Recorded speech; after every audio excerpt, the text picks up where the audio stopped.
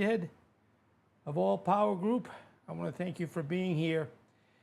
Today we're going to talk about, and boy, I'll tell you one reason we're talking about this is because I'm in South Florida, Southwest Florida. I went from Southeast Florida, Southwest Florida, and I brought all the heat with me. So, boy, we would love to be on a planet that basically is cold. So, our topic today is an ice world 2024. And in a world far, far away, in a frozen world with some interesting animals and their survival. The first animal we're going to talk about is the thermoaquatic leviathan. It's a massive whale-like creature that generate heat internally through a combination of biological processes and chemical reactions. They inhabit the ice-covered oceans using sonar to navigate and feed on microscopic organisms in the water. Okay, moving on to the next animal, or reptile, or bug. Anyway, we've got the glacial burrowers.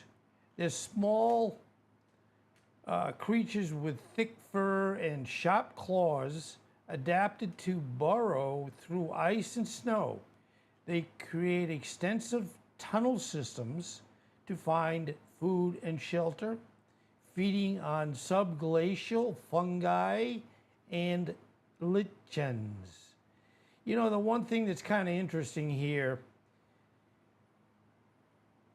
and this is true for us and whatever, we learn to adapt to most conditions, whether it's good or bad.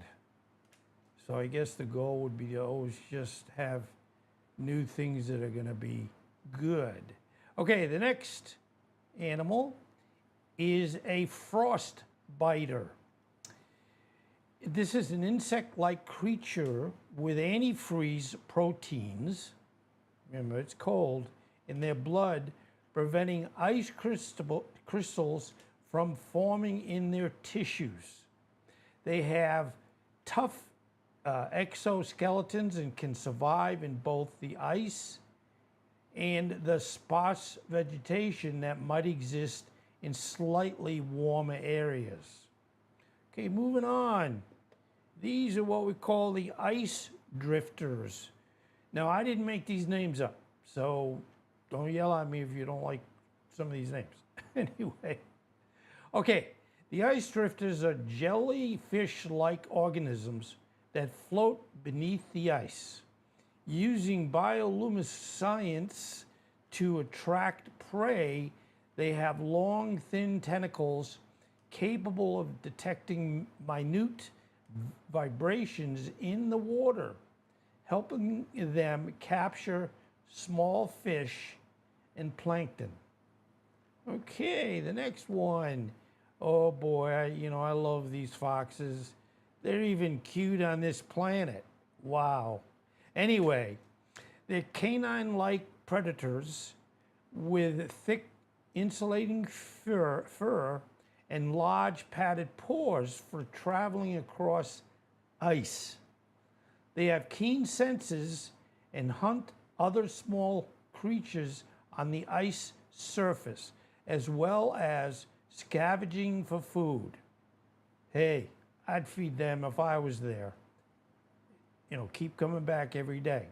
Okay, the next one is the aurora birds. These are bird-like creatures with vibrant heat-retaining feathers that can generate light. They migrate between warmer and colder regions of this ice world using their bioluminescence to attract mates and to communicate. Again, I'm amazed at how these folks get through all this. The next one, These are thermal squids. They look more like jellyfish, but you know, in this cold water and below the ice, we're not going to worry about it. Okay, these are cephalopod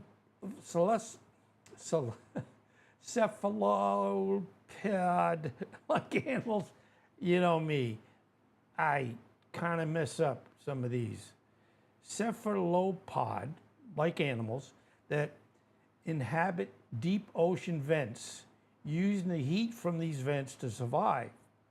They have adapted to extreme cold by developing a unique circulatory system that minimizes heat loss.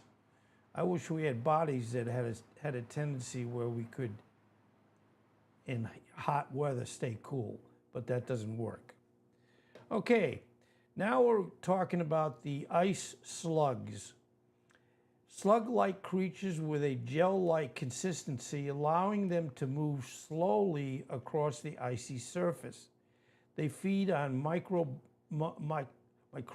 mats and algae that form in cracks and crevices of the ice. Okay, the next one is the snow stalker. Now again, they're beautiful wherever they are. These are feline-like predators with specialized fur that changes color for camouflage. It's kind of like a chameleon, wow. They have powerful limbs for leaping and running across snowy landscapes, preying on smaller animals. God bless them. Okay, the next one. Frost worms. Long, worm-like creatures that can burrow through ice and snow. Burrow. Boy, I tell you. Part of my problem is I'm older. Maybe that's not a good excuse. The other problem is I'm from New England, and we have a kind of a point of where we don't, when we speak, we don't have R's in anything that we say. So it's like hot attack. I had a heart attack. No, I had a heart attack. So some of it is just built into the species from New England. By the way, I'm originally from Rhode Island, and I know whenever I talk to someone and they go, "Hey, do you know?" When I tell them from Rhode Island, I said, "Well, Rhode Island isn't that small." But anyway.